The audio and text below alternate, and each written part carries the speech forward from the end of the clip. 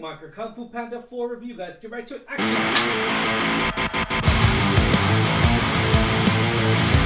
What's going on, Alamo City Movie Talk fans? As always, I'm your host, Ryan G. Bryan C. And this is Alamo City Movie Talk, guys. If you have not already, if you are new to the channel, be sure to like, share, and subscribe to us on our Alamo City Movie Talk page. Help us reach to 20,000 subscribers. We're so close. We're about 250 subscribers away, guys. So be sure to like, share, subscribe to us. Hit that button and give us a thumbs up on this review. Let's talk about this. Now, Angela, what are we talking about today? Because a film that we actually did not see the third one, but we saw it last night. Last night. Yeah. What are we talking about today? We are talking about the fourth film of the franchise Kung Fu Panda. Kung Fu Panda, ladies and gentlemen. DreamWorks and everything. Jack Black himself. Poe. Again, returned. Love him. Yeah, with the Furious Five. What did you think? Because I want to get your opinion on this because you kind of already heard mine off camera and everything. So what was your take after watching the third one, going into the second one, after the second one, going into the third one, and then now watching this one? What did you think of this movie? To preface this, I have not seen the second one at all. We just recently saw the third one. Yeah. So first and third is what I've seen. So I was pretty curious to see where they were going to go with this. I liked the way they kind of wrapped up the third one. It was real cute. Still love the goose staff, Mr. Pink. He's man, he's goat. I mean, he's great. Here's the thing. I do want to mention. There's not enough, and it's not. I mean, I don't know if it is a spoiler. Take it with a grain of salt. There's not enough Ping moments in this movie, but for me though, the Ping moments were so great and so in the past films, and it's funny because I liked his chemistry with Poe's real dad. That's played by Bryan Cranston, the other Panda. Yeah, it's Lee. So I loved their chemistry in the third film together. Again, I haven't seen the second one, so I don't know how he was there. But I loved both characters in the third one. They were great. I wish we'd seen more of them in this one, but I get why we didn't. Because they are still pretty involved in this fourth one. I would say the dad characters. We see a lot of familiar faces return. We see new faces. One of my favorites is that we see Awkwafina. Yes. She voices Zen. Jen. I don't know exactly how to pronounce it. She pronounces Badass Fox, right? Yeah. She's great. And her voice is so recognizable. I know she's done so many voice acting. Like she's done so many roles. And it's just so recognizable. She just has that voice. I knew it was her. I love her comedy. Love it. And so I was so excited to see her in this film. Again, Jack Black's a national treasure. He's great. Mm-hmm. And then you see, Shifu. We see a lot of familiar faces. So I would say, did the fourth film live up to my expectations or exceed the past film? I would say no. I would say I think I liked the previous films better. Not to say though I was disappointed by this in any means. I still think it had a lot of cool, awesome moments, like with the action and with the, some of the scenes that were really cool with, especially with the Jade staff. I don't know what you call it. The spirit staff. It was great, and then the animation was spot on. But I feel like it wasn't as solid of a story as some of the previous films. I think nothing can top the first one. But I will say wasn't as strong as I thought it would. But it's still a very, very enjoyable film. I think a lot of people will really like this. So this is definitely a movie to where like a franchise it's an animation movie, right? It's an animation film. Let's bring up the facts here. It's an animation film made by DreamWorks. DreamWorks has really been kicking butt on a lot of movies, man. They just ended the franchise, which we were so disappointed that they ended, not the movies, and the movie just got better and better. How to Train Your Dragon, which we saw, we gave that really high ratings of 9s and above, and I was like, dude, this just keeps getting better and better and better. Then they came out with a movie, a little cat movie called Puss in Boots: The Last Wish, which I didn't expect it to be that good. But holy crap, it's so great. If you haven't seen that movie by DreamWorks, watch that movie. But we were talking about. So Last Wish is the second film, right? Yes. Of the Puss in Boots. And it's better than the first one. So much better. Story, animation, everything. Yeah, so let's put that into context here. Because of the fact is this is the same studio that makes those movies. And because of that, I kind of feel like that, I guess my critiques, and again, this is my point of view where I'm coming from.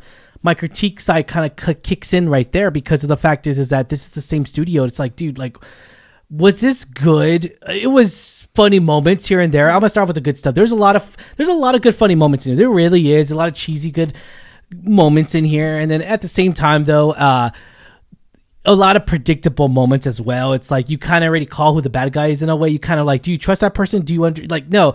At the same time though, they really rely on, and I get it. Zootopia is full of animals. They're so damn cute, especially the first scene we see with Disney's Zootopia. Yeah, this one is bunnies. It's pigs. It's gooses. It's funny. It's Panda, obviously, but it's funny, you know, and it makes sense because us as humans love watching talking animal movies. We just do. We love that. I mean, Dr. Dolittle. I mean, it just like just. I mean, call it what you want. I love the first Dr. Dolittle, but anyways, you could even argue with that with like a random ones like Babe. Like, oh yeah, Babe. Oh, yeah. Chicken Run. I mean, that's different, right? Different studios, but needless to say, we love movies that have animals talking. We do. We think they're cute because they are. They are.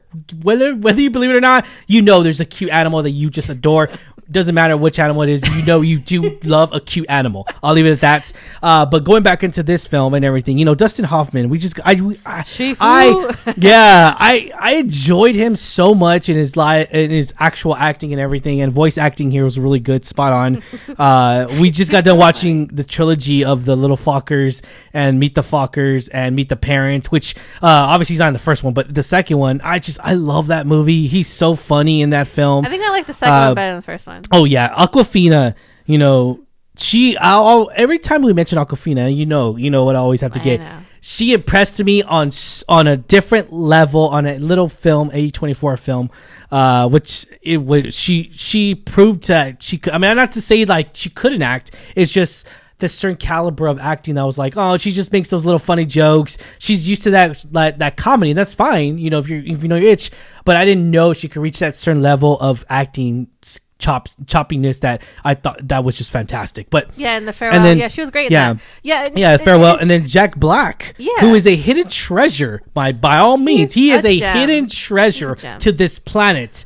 One of the movies, I mean, Peaches. It's just he gets a whole full wardrobe and does a live performance of it. I mean, come on, Jack Black is great. I cut the squeeze. Like it's just like I'm so Jack Black. Shallow Hal. Shallow Hal. Oh my god. You can't make a movie like that no more. But that's besides the point. That's the thing though, is that like he is so. Isn't that funny that he can make adult humor so freaking amazing, and then he makes Nickelodeon humor, which is that child humor, so great, because Natural Libre is a child film. It really is. It's a child movie. There's no cussing. It's so great. Like it's like Bowser, that's your voice. Yeah, Bowser. And that's how great of an actor he is. He doesn't matter. He could do acting with cussing. He could do acting without cussing. He could do he's all around. School of Rock, fantastic actor. Yeah, School of Rock as well. I still enjoy that movie nonstop. It's my guilty pleasure. I mean, I love Juke. I think it's a great film, whether you like it or not. I don't care, but it's a great movie. Along with Naturally, but all the great films. And so, putting that into perspective here, for me, I was very underwhelmed. Let's go back to let's hit the little notations that I did not like about this movie. I thought this was for the last movie, Kung Fu Panda 3. I thought we took 2 steps back. After watching this film, we took 1 step forward. That's point being. And at the same time, though, I'm all like, the story wasn't good. It wasn't driven very well. It felt I could have probably taken the runtime for this movie. I probably could have taken out, to be honest, it's an hour and 34 minutes. I literally thought this was a 2-hour movie because it was dragging a certain moments here. There's a lot of moments in here I kind of probably could have taken out because it didn't bring significance to the story itself. And I'm not going to mention it because I don't spoil it for you guys. But yeah, I'll leave it at that. How would you say Viola Davis did as a villain? I know we saw her as the villain. She's done villains in her career. I think my favorite was when she was Amanda Waller in Suicide Squad. Yeah. But she also did here's the scientist in Hunger Games. How do you think she did in voice acting? She did good. It's just, for me, it was story. For me, I think she would. I mean, again, this is not live action, but and to be honest though, she's very facial expression driven. No, and she's so she's so damn good. She's such a good villain. So because of that, and granted, I didn't like Hunger Games. I didn't like the prequel series, but I enjoyed her in that villain role. I did. I didn't like Hunger Games though, but I enjoyed her in those little spot on moments where like she was better than the movie itself. But I'll leave it at that. Along with Renee Zellweger, her singing moments was better than the movie itself. But I like it when actors and actresses really have like a better performance than the movie itself, because that's just like boom, I got this, you know. So going into this and everything, I gotta say though, I feel like that it was good. I just didn't think it was like the best. I didn't like the character. I thought it was poorly written. But again, though, that's just my take here. That's my take it with a grain of salt, guys. That's just my take. Now, I do want to recognize as well is that this is coming into a holiday week that it's coming up. Spring break's coming up. Kids are off. So I'm gonna leave it at this. This movie's gonna make money. It's at the perfect runtime. Sure. It's at the perfect time to release. It's at a point to where like it's gonna make money because spring break's coming. Families are gonna want to take their families. Parents are gonna want to take their families out to like to the theater. When you see what's out right now, I know you had mentioned like Dune Part 2.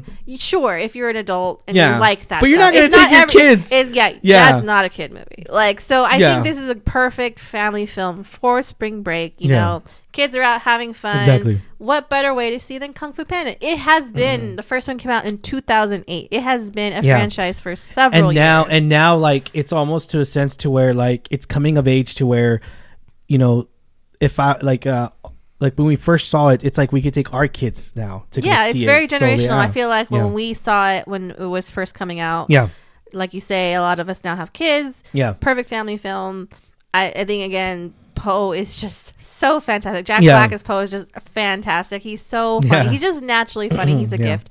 And so I would say, please take it. I would definitely recommend it. Now, again, take it with a grain of salt. Was it the best out of the four films in the franchise? No. Okay, so but was it still enjoyable? Did you enjoy yourself? Is this going to be my best animation films of this year? No, it's not.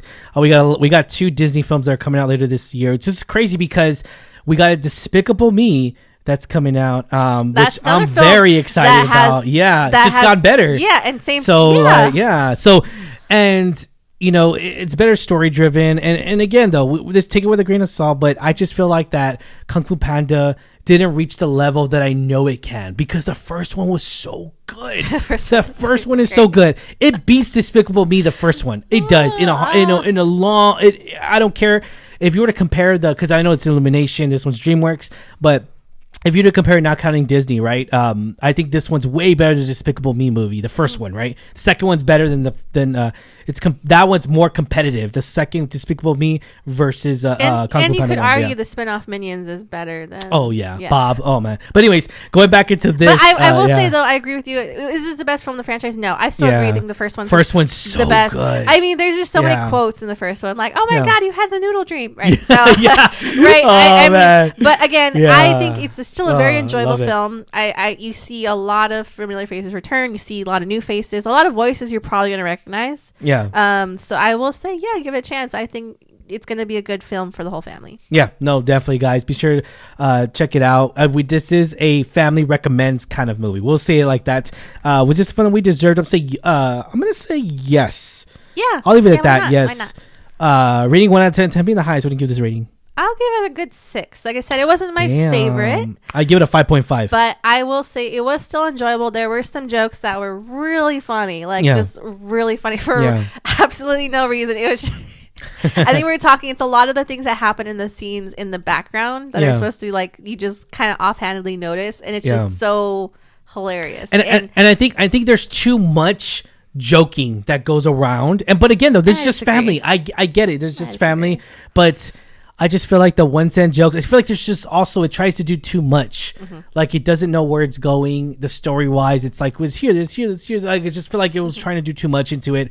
Kind of be like, well, we haven't tried this. Let's put this in here. We haven't tried this. Let's put this. So that's my take it with a grain of salt, but that's just my taking from this, is that I feel like it should have been more directed a little bit better, and story driven a little bit better. And again, the villain was underwhelming. That's just my take. Take it whatever you want. But Viola Davis is still awesome. But Viola Davis is still great. Nothing against her. For me, it was the story and behind the scenes stuff. Nothing on the actors or actresses here.